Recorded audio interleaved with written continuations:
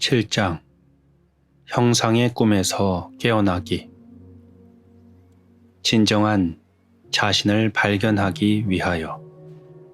누구도 당신이 누구인가를 가르쳐 줄 수 없다. 누군가가 가르쳐 주는 것은 개념에 불과하기 때문에 당신을 변화시킬 힘이 없다. 형상은 한계를 의미한다. 우리는 이곳에 한계를 경험하기 위해 있을 뿐 아니라 한계를 뛰어넘음으로써 의식 속에서 성장하기 위해 이곳에 있다.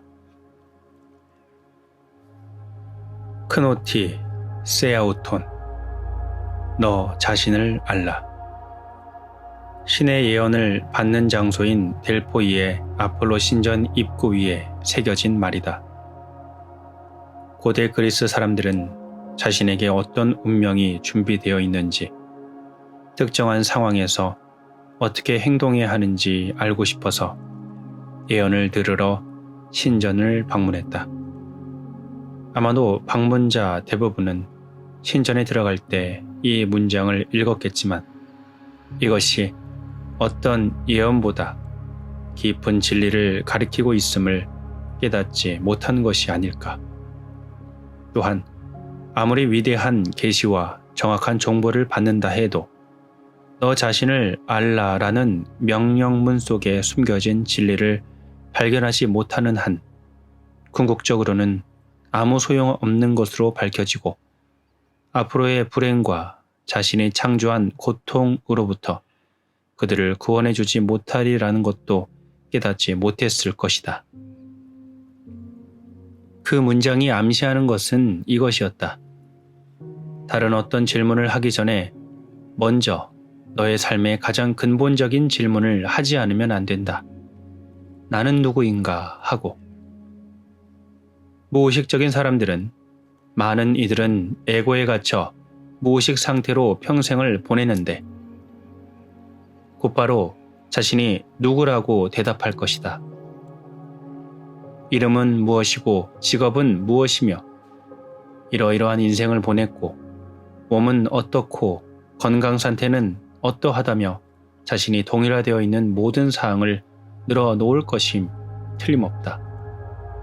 스스로를 불멸의 영혼 또는 성스러운 영이라고 생각하는 영적으로 진화한 것처럼 보이는 사람들도 있을 것이다. 그러나 그들은 정말로 자신이 누구인지 아는가?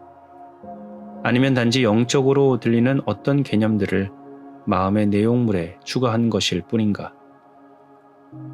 자기 자신을 안다는 것은 한 묶음의 사상이나 신념을 채택하는 것보다 훨씬 깊이 들어가는 일이다. 영적인 사상과 신념은 기껏해야 도움을 주는 방향 표지판일 뿐이다. 그것들은 무의식 속에 더 단단히 뿌리내린 자신이 누구라고 생각하는 핵심 개념들, 조건지어진 인간 마음의 일부인 그것들을 제거할 만한 힘을 거의 가지고 있지 않다. 자기 자신을 깊이 안다는 것은 마음속에서 떠다니는 다양한 사상들과는 아무 관계가 없다. 자기 자신을 안다는 것은 자신의 마음 속에서 미아가 되는 대신 순수한 있음에 뿌리를 내리는 것이다. 당신이 생각하는 자기 자신. 자신이 누구인가에 대한 느낌은 자신에게 무엇이 필요하고 자신의 삶에서 무엇이 중요한가를 결정한다. 그리고 당신에게 중요한 것들은 당신은 흔들어 놓거나 마음을 방해하는 힘을 가지고 있다. 그러므로 무엇에 흔들리고 마음이 방해받는가를 기준으로 당신이 얼마나 깊이 자기 자신을 알고 있는가를 판단할 수 있다. 당신에게 무엇이 중요한가는 당신이 말하거나 믿는 것과 꼭 일치하지는 않는다. 그보다는 오히려 당신의 행동과 반응이 당신에게 중요하고 심각한 것을 드러내준다. 따라서 스스로에게 이런 질문을 해보면 좋다. 나를 흔들어 놓고 마음을 방해하는 것들은 어떤 것인가? 만약 작은 것에 마음이 흔들린다면 당신이 생각하는 자신은 정확하게 이것이다. 즉, 작다. 그것이 당신의 무의식적인 믿음일 것이다. 그렇다면 작은 것은 무엇인가? 궁극적으로는 모든 것들이 작은 것들이다. 모든 것들이 덧없기 때문이다. 나는 내가 불멸의 영이라는 것을 안다라거나 혹은 나는 이 미친 세상에는 지쳤다. 내가 원하는 것은 평화, 그것뿐이다. 라고 말하는 사람도 있을 것이다. 단, 전화벨이 울리기 전까지다. 나쁜 소식이 전해진다. 주가가 대폭락했다. 거래가 취소되었다. 자동차를 도난당했다. 시어머니가 오셨다. 여행이 취소되었다. 계약이 깨졌다. 사랑하는 사람이 떠났다. 사람들이 더 많은 돈을 요구한다. 상대방은 그것이 당신의 실수라고 말한다. 갑자기 분노와 걱정이 파도처럼 밀려온다. 목소리가 날카로워진다. 난 더 이상은 받아들일 수 없어. 당신은 따지고 비난하고 공격하고 자기를 방어하고 합리화시킨다. 이 모든 것이 자동 조종 잔치처럼 일어난다. 조금 전만 해도 자신이 원하는 것은 평화뿐이라고 말했지만 분명 마음의 평화 이상으로 중요한 것이 있다. 게다가 당신은 더 이상 불멸의 영혼도 아니다.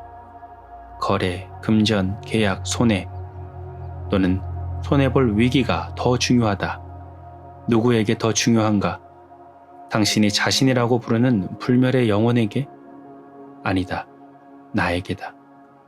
움직이고 변화하는 것들에게서 안전과 만족을 찾으려 하고 그것이 찾아지지 않기 때문에 불안해하고 화를 내는 작은 나에게.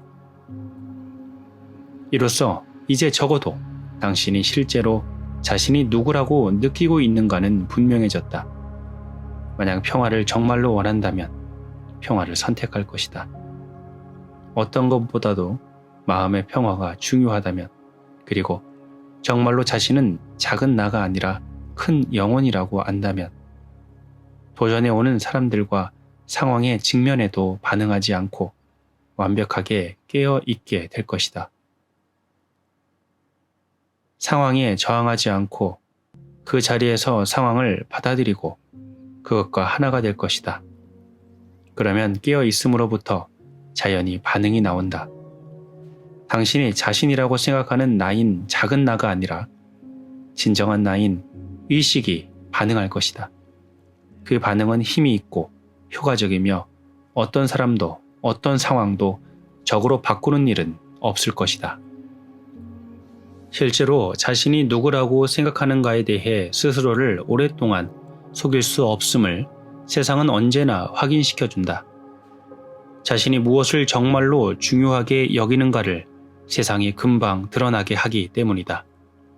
특히 도전적인 일들이 일어날 때 사람들과 상황에 어떻게 반응하는가가 당신이 자신을 어느 정도 깊이 알고 있는가를 가장 잘 보여준다. 자신에 대한 시각이 좁고 제한되어 있으며 자기 중심적일수록 당신은 타인에 대해서도 자기 중심적이고 무의식적인 부분에만 눈이 가고 거기에 더 반응한다. 상대방의 잘못 혹은 더 정확히 말하면 잘못이라고 당신이 해석하는 부분을 상대방 그 자체로 본다.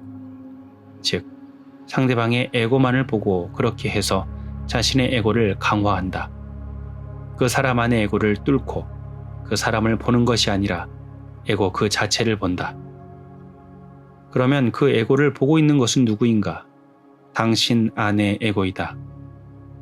매우 무의식적인 사람들은 다른 사람들 안에 투영된 모습을 통해 자신의 에고를 경험한다. 상대방 안에 무엇인가에 반응하는 것은 자신에게도 같은 것이 있기 때문임을, 그리고 때로는 자신 안에만 있다는 것을 깨달으면 자기 자신의 에고가 보인다. 이 단계에 오면 다른 사람들이 당신에게 하고 있다고 생각했던 그것을 당신이 다른 사람에게 하고 있었다는 것을 깨달을지도 모른다. 그러면 자신을 피해자로 보는 것을 중단하게 된다. 당신은 에고가 아니다. 그러므로 자신 안의 에고를 알아차렸다고 해서 자신이 누구인지를 알 수 있다는 의미는 아니다. 자신이 누구가 아닌가를 알게 되었음을 의미할 뿐이다. 그러나 그렇게 자신이 누구가 아닌가를 아는 것을 통해서 진정으로 자신을 아는 것을 가로막는 가장 큰 장애물이 제거된다. 누구도 당신이 누구인가를 가르쳐 줄 수 없다. 누군가가 가르쳐 주는 것은 개념에 불과하기 때문에 당신을 변화시킬 힘이 없다. 나는 누구인가는 믿음이 필요하지 않다. 사실 모든 믿음은 어느 것이든 장애물이다. 나는 누구인가는 심지어 깨달음조차 요구하지 않는다. 왜냐하면 당신은 이미 당신 자신이기 때문이다. 그러나 깨달음 없이는 진정한 나는 세상을 향해 빛을 발하지 않고 묻혀있는 상태가 된다. 물론 그 묻힌 장소가 진정한 나가 있는 곳이다. 가난하다고 느끼는 사람이 사실은 1억 달러의 예금을 가지고 있음을 알지 못한 채 언제까지나 그 막대한 부를 잠재의 가능성으로만 남겨두는 것과 같다.